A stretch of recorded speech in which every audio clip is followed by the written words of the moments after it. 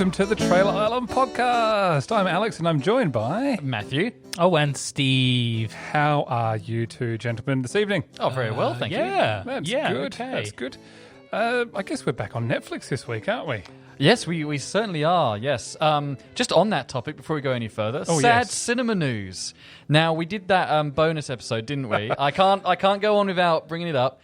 That bonus episode about trailers we were looking forward to. And the big release for this year, No Time to Die, has now been delayed again until April next year, as opposed to November this year. How did that make you feel, Matt? I actually woke up to that news. I woke up to turn my alarm off, and I have a news feed on my phone, and it was at the top because it knows I search for Bond a lot. So it actually ruined my morning. I was quite gutted. Aww. Steve is delighting in the fact that I have to wait 6 more months or whatever it is to get to No Time to Die. Well, they've also delayed June now as well. Yeah. It's a bit of a shame. Anyway, that's the world we are currently living in.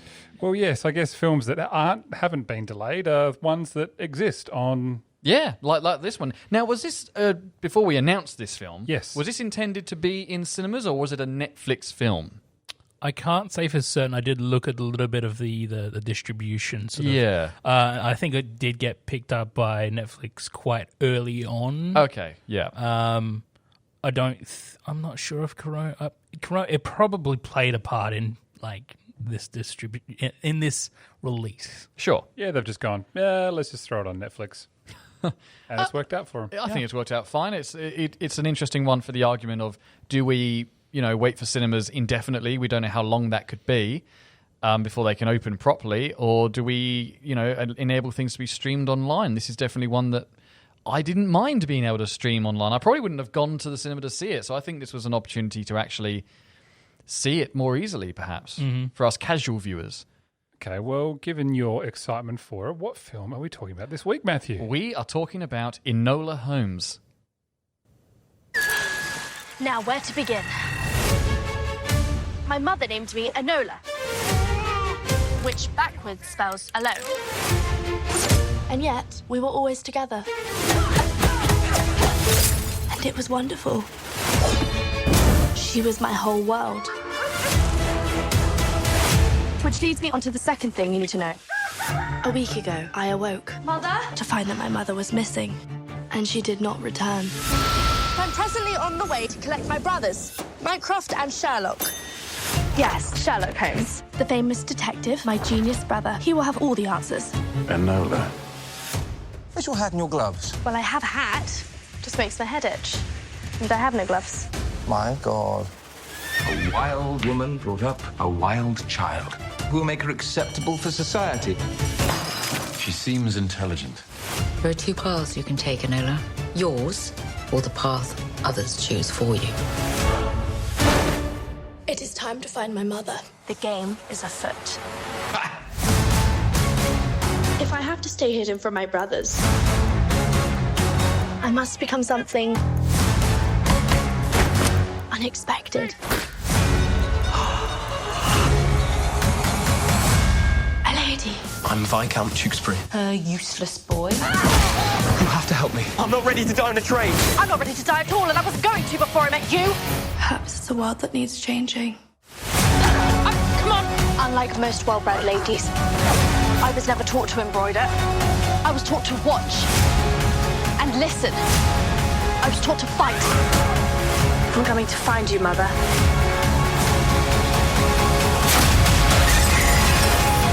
You don't know how to embroider?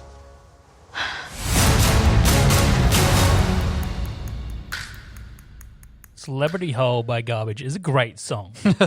But I'm getting a little bit tired of, if you've got a female-centric film, that song must be associated with your film. Because it happened happened with Captain Marvel last year as well. Okay, sure. I love the song. Okay, The song. all right. But Now- there's definitely a pattern emerging here. A note to listeners that song is in the trailer. Not that you're able to listen yeah. to it just then because it had to be removed. Oh, yeah. I think it's a fantastic song, but you're right. It does sort of become a film trope that... I don't even know if it worked for this film. Now, the soundtrack for this film is actually terrific. Oh, I disagree. Daniel Pemberton, I think. Daniel is Pemberton, yeah. His name. I quite enjoyed his soundtrack, but this trailer suggests that this is going to be high school Sherlock Holmes. Yeah. Is what it suggests to me personally. Yeah, we're sort of introduced to this world of crime solving and whatnot, and our character Millie Bobby Brown from Stranger Things fame. That's I guess where she burst onto the scene. She is the younger sister of Sherlock Holmes, played by Henry Cavill, Without a CGI lip. No, but he does kind of just look like Superman in a suit. Does that was I was taken out of the film several times by that. He's a big lad, and he doesn't quite work for academic Sherlock Holmes. No, he doesn't. He's a good actor. He is a good actor. He just doesn't have that sleuth about him in this, does he? Feels like solving crimes by punching people is probably his idea of doing that, rather than Robert Downey Jr. does. I think a really cool Sherlock Holmes. He does, Yeah, and obviously then Benedict Cabbage Patch as well also played a very good Sherlock Holmes. I haven't seen that TV series. It's very good. Okay, It's very maybe good. I will watch it. But okay, so back to this. In that trailer, we're introduced the idea that Enola is a young girl. She's in Victoria in England. Yeah. And Industrial area? She's not your normal London chick, is she? Now, actually, is Millie an English actress? No. Yeah. Yes, she is. 'Cause I thought- Yes, she is. I was going to say, because her accent is really, really good in this. She is British born. Oh, I did not know that. Oh, In Stranger Things, she does a fantastic accent. I thought her accent. This was terrible. That's why I was like, You thought her accent was terrible. I was like, I can hear the American coming through. Oh. Well, I disagree with that.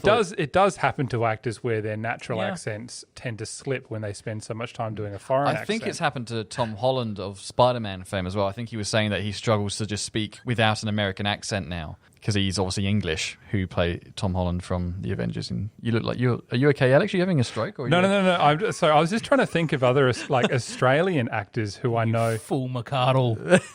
She is British. Oh, there you go. I did have to read it myself. Who's the guy who plays in Rogue One? Ben Mendelsohn. Oh, yeah. His Australian accent Yeah. comes through, doesn't His it? Australian accent sort of bleeds through, but then when you hear him in interviews, you hear his Australian accent, but it has these pangs of American in it.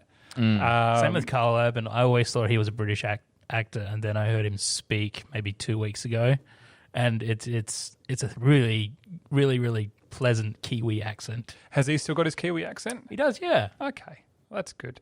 I don't know if someone like Nicole Kidman's. I feel like she's actually probably held on to her Australian accent think quite well. she It's quite has. a posh one. Anyway, so this is a little by and by, We're isn't it? distracting. We're distracting ourselves a little bit from the film here. So Enola has. Her mum's gone missing. Yeah. Yes. So very, very close to her mother. Her mum's raised her to sort of, engage her brain and look at clues, very much as, you can imagine Sherlock Holmes as well, be having that kind of brain. And yes, she goes missing. And that's really the catalyst of the story, isn't it? Yeah, and her two brothers rock up, and Sherlock, played by Henry Cavill, and Mycroft is Mycroft. played by Sam Chaflin Caflin, who I hadn't seen anything before. He's actually quite good as Mycroft. He does a good job of playing the guy you don't like, Yeah, doesn't he? yeah, Yeah. Now, absolutely, you might have seen him. He was in that film with Emilia Clarke, Me Before You, where he plays a completely paralysed person who wants to end their lives. Oh, wow. But in this, he plays Very much like Mycroft.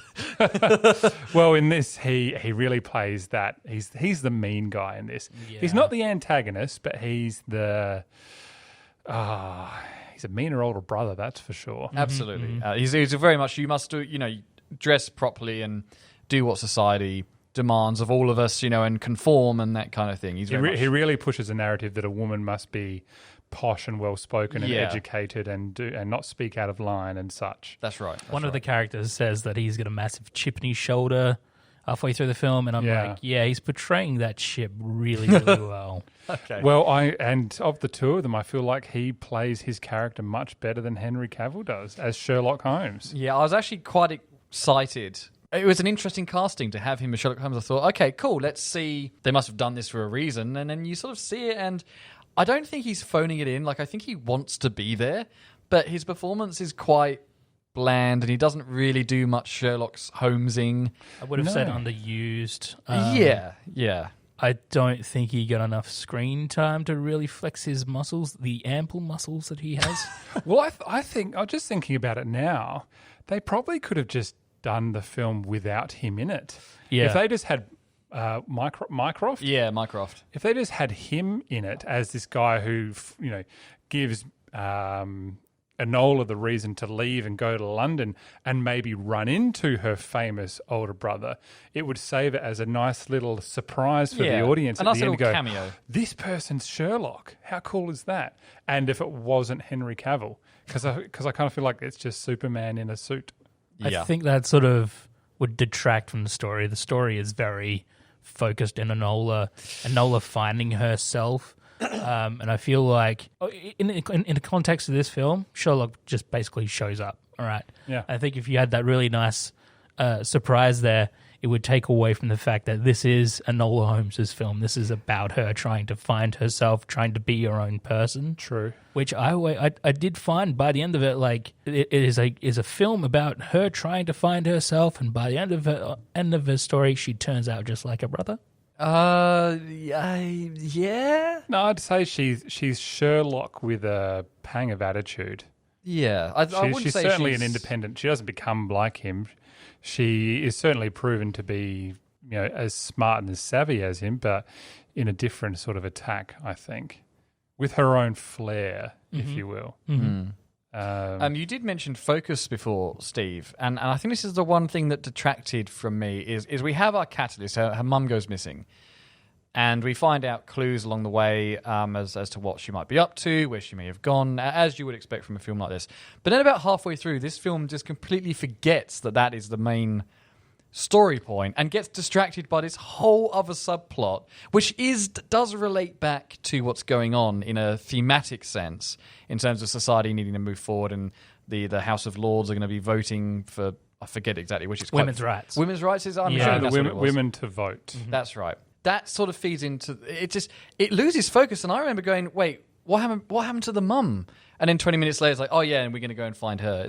I don't know, it kind of meanders about halfway through. I like how both of those stories sort of tie together in the end, though. But when you're do. seeing it They do. But when you're seeing it the first time, it feels very clunky. Oh yeah, And I feel like it's not interesting enough for you to go, yeah, let's go and do this for a bit. But I was just going, but what about your mum? Like, you care so much about her. Why have you suddenly gone, I'm going to go and do this for half an hour?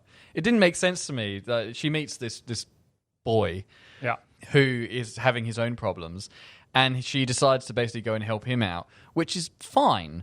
But she does so quickly and so readily and completely forgets what she's doing. She does. You can see the change in her character where she sort of says to herself, and there's a lot of fourth wall here in this film. Yes. Where she's talking directly to camera, which I actually really liked as a nice sort of narrative storytelling. I liked it. I technique. think they possibly overused it a bit, but it was nice. But she goes, my advice is, my memories from my mother is, do not go and help this person. Do not get distracted.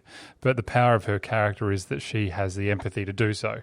And it's a bit of a character change where she goes, okay, yep, I'm going to help this person, and the story, rolls on from there. But you're right that we lose this fun mystery film. It sort of sets itself up as a Sherlock mystery of sorts. We've got to untangle these clues. Yeah. And then that kind of stops after half an hour. There wasn't enough clue solving and following in this. It starts out that way, like in the bedroom when Mum first goes missing, and she's going around looking at flowers, and there are little hidden notes and stuff like that. I was like, oh, this is fantastic. I'm definitely in for a whole film of this.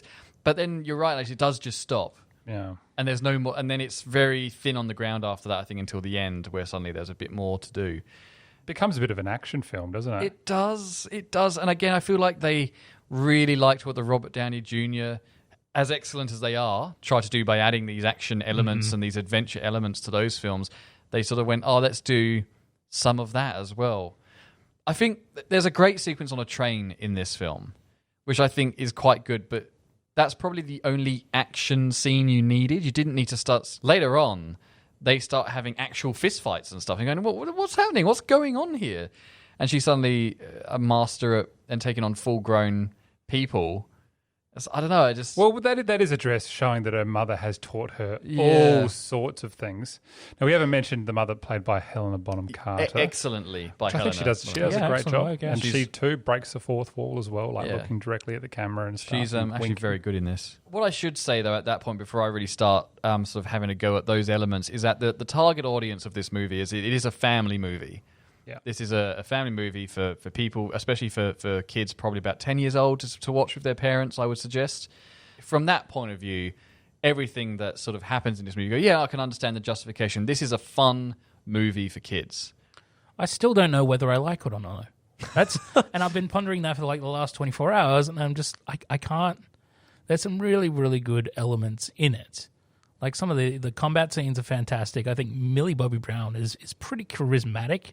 Yeah, not absolutely. overly so. She's the right temperament for this. Yeah. But I'm sitting back and I'm like, why doesn't this gel for me? Like, why is this as a whole package not enough for me to like?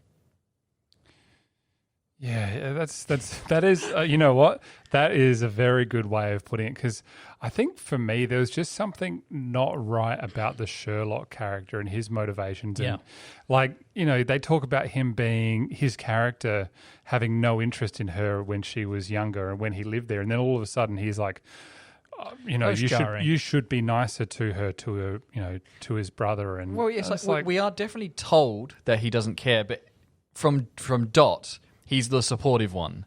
Yeah. Even like from the first scene together, he's the one who sort of smirks at her attitude. Like, you can tell that he likes her.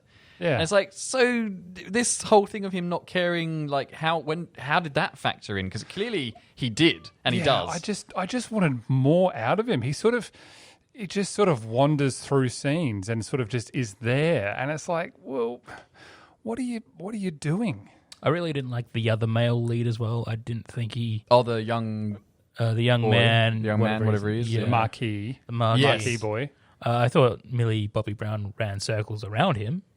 Yeah, he It definitely really- seemed a little lost. Yeah. But having I said that, think- this could be one of his first films. I mean, I feel like he did well with what he was given to do. Like, Yeah. I found him, he wasn't the focus of it. He was, you know, a sidekick to, a side character to her. She was the show in this. Oh, absolutely. And I think she absolutely nailed this. And in that case, like, as a family film, it is great. Oh, absolutely. It's a fantastic family film. It doesn't offend too much. There is action and adventure. I just feel like it didn't know what it wanted to be. If it was action, adventure, problem solving, that sort of thing. But then the problem that I've got with it as a family film, there's just one moment at the end was accented with genuinely, gore, violence. And I was like, that's really out of place for this film. It actually shocked me because I wasn't expecting it, because I thought, there are fight scenes in this, but I didn't expect to see what we see in this movie. Well, and I was watching with my wife, and that scene happened, and we both, like, without, I recoiled. I was like, oh my yeah, absolutely. God, like, Yeah. hands on my face, like, whoa, Yeah, jeez. it was a bit of a shock. Well, it was a shock. So I don't know that I would want to show that to someone 12 and under, although that may be the target audience. I don't know. I suppose another issue I've got with it is that, like, some of the moments of discovery where she's trying to put pieces together aren't actually sort of based on clues or discovering evidence or anything like that. There's a major part of the film where she begins to remember a certain event in her past, which is a catalyst for putting things together. And I'm like, that's not the detective process that we sort of know and love with Sherlock. Yeah. It feels more like a what do you call it? Deus Ex Machina? One of those. Deus Ex Machina, like Yeah. Hand of God. Yeah. It's like, oh, now you remember all this, and now it's going to put it together for Right. you. You know? Yeah. Is that during the fight scene that you're thinking? I think it's just before that. Yeah, okay. What does she remember? Yes. She sort of remembers what her mother's motivations are, and so she remembers back to a meeting in the house with her mother's, like, comrades. Which I guess she shows as being, that seems to be the thing that stands out to her as being an obscure event in her life, living in that house. So this secret meeting of women that she witnesses, and she remembers that and goes, well, hang on, that might be why she's disappeared. So I can understand that, because it's shown to us before, it's shown as a memory for her catalyst as well. I suppose I don't like the methodology. I'd really rather the detective put together the clues from the scene of the crime rather than just an obscure memory that she's got. I wonder if they really tried to work out what the balance would be of essentially just creating a female Sherlock Holmes film. Because sometimes films can really struggle with with that change of basically remaking something, but it's with a female lead. Sure. It's sort of whether they're trying to find a way of making it stand out and be different rather than it just being a female lead. So maybe that's just how she tackles this as differently to Sherlock. Yeah, I suppose, but I don't know. I'm just, as a detective, she really hasn't sold me yet. Well, maybe that's what we're going to get. We're going to get another film so. where she becomes a bit more detective-y. It is definitely an origin story film, I would say, yeah. I wonder if it's a villain origin story. Oh, that could be. Maybe then, Henry Cavill can use his laser eyes and actually start doing something productive. And yeah, I did X-ray vision would be really handy for Sherlock Holmes, wouldn't it? Yes. Yeah, he could see through all kinds of things. That is a correct assumption there, Matt. X-ray vision would help a detective. Thank you, Steve. Thank you for affirming my statement there. That's fine. Good. We're agreed. It's like you say, Steve, a lot of the conjecture and guessing I would have liked to have been a little more grounded, like here's a thing that I found and put that together kind methodical. of thing. Yeah. But having said that, remembering the target audience and also remembering this film is also about the wonderful relationship that she has with her mum, I don't think I mind that it's a lot. All those memories are with her mum. So I don't mind that those are the ones that keep coming back to her. If they were just random memories with random people from across her life, it's like, okay. But they're focused on that relationship. And so, I really like that relationship. Yeah, me too. I thought they really framed that nicely. Yeah, absolutely. I didn't want anything bad to have happened to the mum, definitely. I was like, I hope they find her kind of thing, I would say Millie Bobby Brown has got some fantastic chemistry with a lot of the supporting cast in this film. Obviously, we just mentioned Helena Bonham Carter as the mother, but there's a couple of scenes with Frances de la Tour as the Marquis's grandmother. Oh, they're touring Dowager. Yeah, the Dowager. They're touring the estate, and there's a lovely little conversation there about the place of England and the place of the monarchy, and they both sort of bounce off each other quite well. I did like that scene. That was nice. I don't think there was any bits that I didn't believe. You know what I mean? Like between those characters, I thought it was just everything was there, except I just felt Sherlock was just cold. Yeah. His character was just cold, and there was nothing huggable about his character, I don't think you could get your arms around him anyway. I don't know that Sherlock Holmes is ever meant to be huggable, though, to be fair. But sorry, I do take your point. But you feel like you could, go up to Robert Downey Jr.'s Sherlock and go, hey, there you go, give a little rub on the head, like, okay, sure. Whereas you see Cavill's Sherlock and you're like, hello. Cavill's Sherlock is entirely too sober and not filled enough with opium. Yeah, it is, it's been a while since I've read the first few Sherlock Holmes books, and I don't know when he starts taking up opium. I don't know if they've just chosen because this is a kids' film to ignore it. I think in one of the first stories, I don't know if he's in the opium den on purpose, but he's definitely down there, like sort of staking out a suspect. Yeah, sure. Right. And he definitely doesn't feel like he's a stranger to the opium dem there as well. No. I'm talking about his presence, though, in this movie. It is nice that this is Sherlock Holmes before he's met Watson. So we didn't. Is it? It is, because he doesn't meet Watson for a while, I think, after this is set. I was wondering where he was. But that's the whole point, is the fact that they've said it's a young Sherlock Holmes. He hasn't met him yet. You don't, as an audience member, go, well, clearly you were, Steve, but I wasn't going, I can't wait to see Watson at some point. So, no, I know he's not going to be in this because they haven't met yet. I thought Watson was going to be a third act surprise. Millie Bobby Brown is down on her luck, and then someone comes to help her out. And who's that someone? Oh, it's John Watson. Watson's coming, and he's the one that he's abducted her mum, and yeah, there you go. No, that'd be rubbish.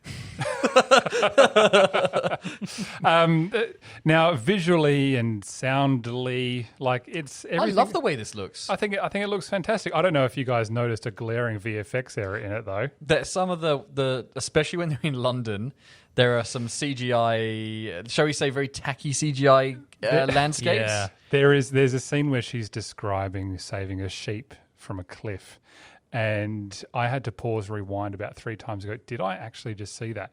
But you can sort of see the cliff in the foreground and the countryside in the background. But on the foreground, if you look, there's like a rock pool of rocks and water and stuff.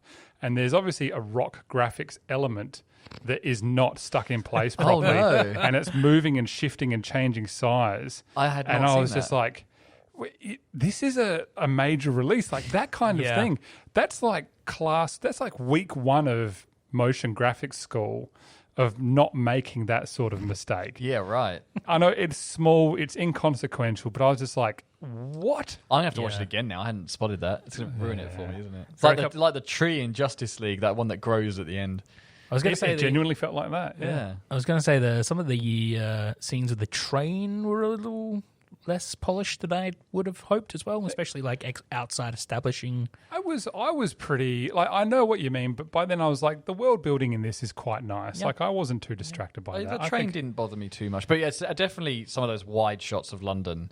And even when they're walking around London, the CGI backdrops are going, that doesn't look fantastic. But I mean, they probably didn't have a huge budget for this, I would imagine. I feel like people really enjoyed probably making this. Yeah. There was a lot of good fun had in this journey. Like Helena Bonham Carter as the mum, I think she really enjoys this role. All those side roles are really engaged and enjoying the film. And yeah, I thought it was quite nice. I don't know if it's a negative or a positive, but it did.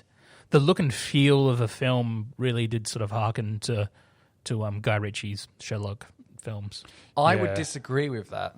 It's a little bit more cleaner, but it's still got the grungy sort of. I don't think it was nearly grungy enough for it to be the Guy Ritchie Sherlock Holmes. I mean, the colour palette does change when they get to London quite significantly, but I don't think it was ever in Guy Ritchie territory personally. I don't think Guy Ritchie's directing the 3rd Sherlock film either. What? Oh, well, I'm not going to watch it then, am I? Are they making another one? I think so. It might have been on the cards, but I don't know if Guy Ritchie was involved. Robert Downey Jr. has been talking about making it its own cinematic universe, run by he and his wife. So just because he can't do Iron Man anymore. Yeah. No, I shouldn't be cynical. I actually love his Sherlock Holmes. I think it's great. So I'd love to see more of him and Jude Law play Watson. I was going to say, I think he and Jude Law just hanging out together. That'd just be great. It's like all the Adam Sandler films, like where he just creates films so he can go on holidays with his mates. Oh, right, yeah. Well, I mean, good work if you can get it. But yeah, I think I would watch a sequel to this film. Yeah, I would. I would too. I would not. No, you're not sold on it? I would say let it sit with me for another 2 months or so and see how I feel then. Like at the moment, I'm still in this nebulous phase where I'm like, I really still don't know whether I like the film. Yeah, okay. I think if I was younger, if I was a 10-year-old or a 12-year-old, I probably would have really liked this film as a kid. I think it would be, one of the, it's got a bit of a Harry Potter element to it. It does kind of work on that level to a certain degree. So I think, for kids, I think it's a great film.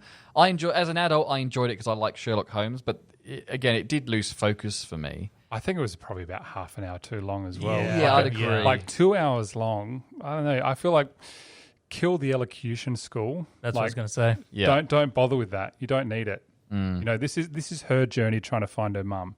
We don't need to be reminded. Well, I don't feel like we need to be reminded of what going through all that sort of stuff. It just wasn't necessary to the plot. Technically, that was like the character's low point, but I feel like you could have done that a lot more concisely because that was probably 15 to 20 minutes worth of runtime there. Yeah, and you could have done that. I thought that low point came really suddenly. So this might be a bit of a spoiler, but when she's in the coach with Mycroft. No, it's not a spoiler now that I think about it, but when she's in the coach with Mycroft and he snaps at her because she keeps acting up, and she goes from, the line before is from memory, a fairly kind of witty, I'm going to do what I want kind of thing. He yells something which is basically just stop acting up, you'll do as you're told. And she goes from that mindset to bawling her eyes out. I agree. It was really weird. It took me right out of it. Yeah. I was like, this doesn't feel like the character. What didn't feel like the character, it felt unearned and just forced. Like it's like we need her to cry at some point. Mycroft Holmes is definitely not the most imposing figure. No, he's not. Like he's not intimidating. I mean, no, he isn't. And I just thought that was just the writers going, we're going to have a really emotional bit with sad music where she cries because she's been broken down. It's like, no, but she hasn't been. She's been standing up to this guy the entire movie. And then he yells at her once, and suddenly she decides, you know what, I can't take it anymore. I'm going to cry and not fend for myself anymore. It was very odd writing. Is Sherlock, I guess, them having a dead father canon to this? Or was it just part of this story that their dad's died when they were young? I can't remember his parentage from the books. Okay. I just wonder if that was just seems to be a thing in older films. The males die early. Yeah, I'm sure there's someone yelling at their phone right now going, no, with the correct answer. Sorry, we don't know. I just wonder if they would have been able to find a low point for the character easier than what they used for it. You know what I mean?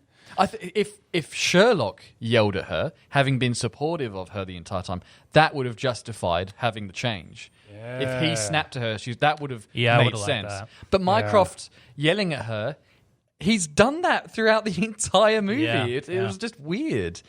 But yeah, maybe that would have given Sherlock something to do.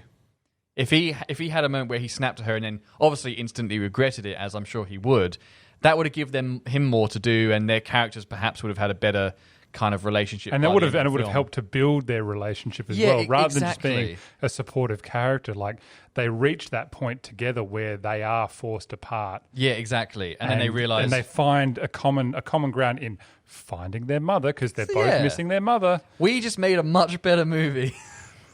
He said arrogantly. I did notice that this film did everything it could to make sure that Sherlock didn't save Enola.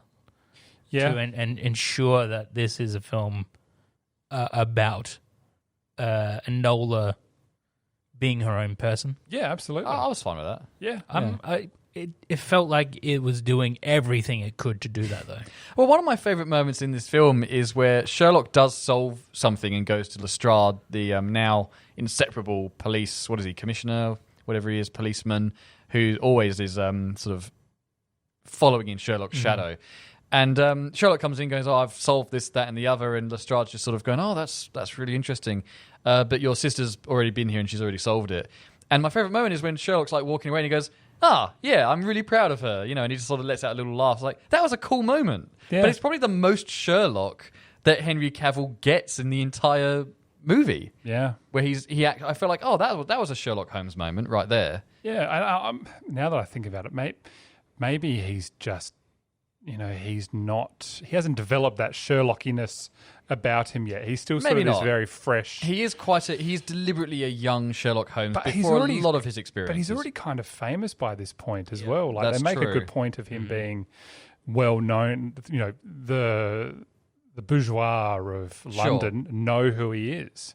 And his name is used to get into places too. That is true. So, you feel like someone with that background should be more charismatic. Definitely underdone. Maybe they could have CG'd some charisma onto him. He's got plenty of charisma in The Witcher. But that's the thing. He's actually is. He's a good actor. He's but really good in Fallout. Maybe he's in Fallout? Yeah. Remember, you mentioned that he was in Fallout. I thought you meant the video game. No, Mission Impossible. Yeah. He's great in that, yeah. Where he recharges his arms. Exactly. He reloads his arms. It's fantastic.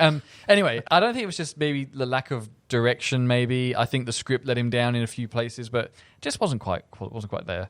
It's not meant to be his movie. Like, I get that. We should do episodes purely on We Fix films. We should do... I'm just thinking of all the films that we could. We could fix Batman v Superman for once. That film is perfect. It doesn't need anything. The only thing they needed to change was to make it longer, and they've done that. So they fixed it themselves. It would take a while on The Last Jedi, that's for sure.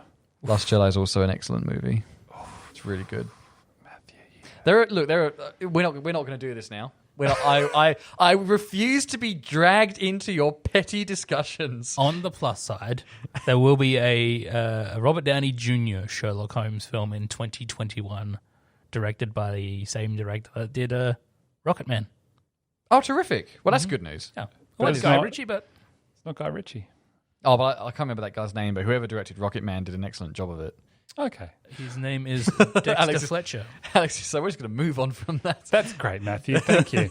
Let's give this thing a rating. Okie dokie. 5 out of 5. What do you want to? Violins. Victorian wigs. Flowers. Oh, actually, flowers work. Oh, Book flowers. Book flowers. Policeman hats. Obscure forms of transport, like the steam car in this. Yeah. Colonial prisoners. Colonial prisoners. Yeah, like Australia. You have or not. Sticks of dynamite. I like your idea though of the steam powered car. The very, automobile. Yeah, that was a really groovy little automobile device. That was. How many steam cars out of 5 are you I'll going to go give first this? tonight. Okay, Yeah. please. I never go first. I'm just going to give it 2.5. Yep. Because it is really middle of the road sort of stuff. I thought that was what you were going to say for a moment. Yeah, Sherlock is really either underused or it didn't really need to be a Sherlock Holmes film. It didn't need to have the Enola Holmes. It didn't need to have the family name there. It was pretty just as a detective movie. It was pretty okay, satisfactory. She is definitely not as good of a detective as Sherlock is, though. I didn't really like the music. I thought that was pretty meh. And yeah, I just really, really meh. Okay. Yeah, that's fine. 2.5. 2.5. Right. Okay. I'm going to go 3.5 because I think it was a kids' film, made as a kids' film for kids, and I think kids will enjoy it. You know, did you enjoy it, Alex?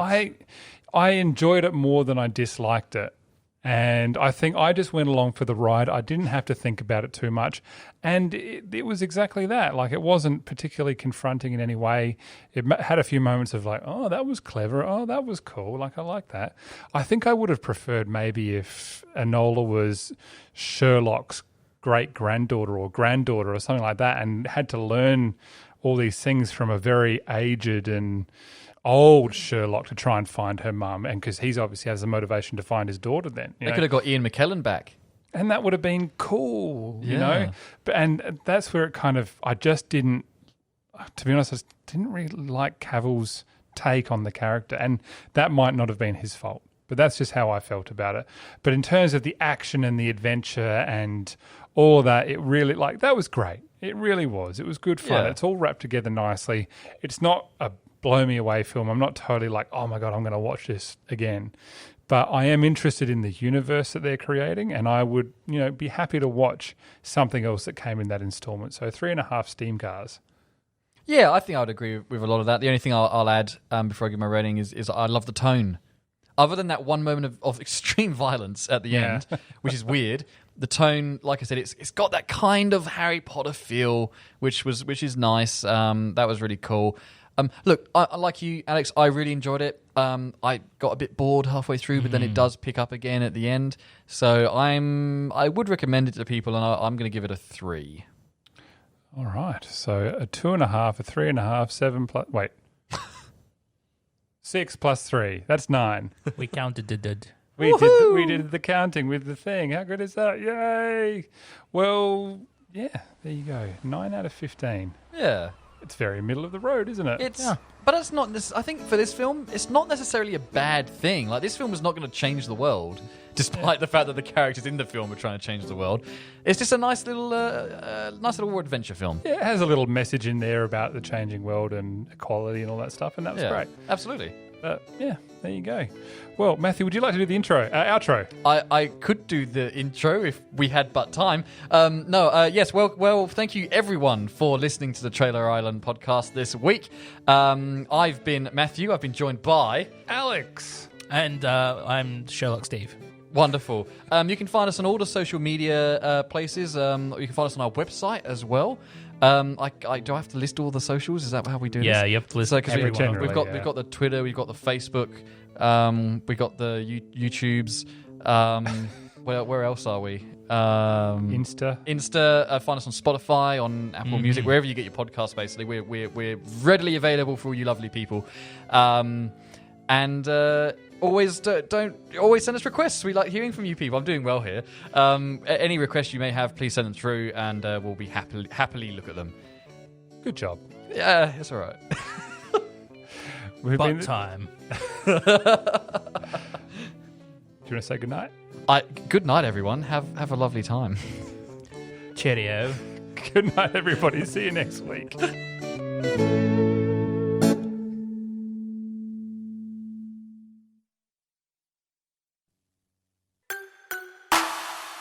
This is a Narrative Network podcast.